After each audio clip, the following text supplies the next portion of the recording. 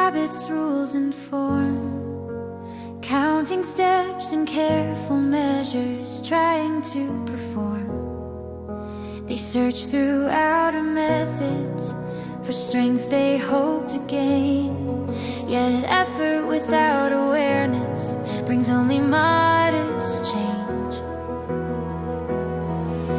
Abundance is not assembled through routine alone. It awakens through recognition of what has always been known. When awareness claims connection with all life flowing through, vitality rises naturally, clear vision comes into view.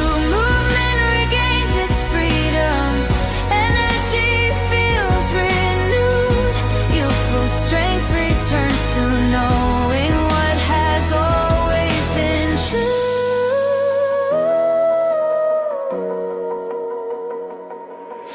The source of life is unity, not struggle or control. Abundance flows from alignment with the living whole.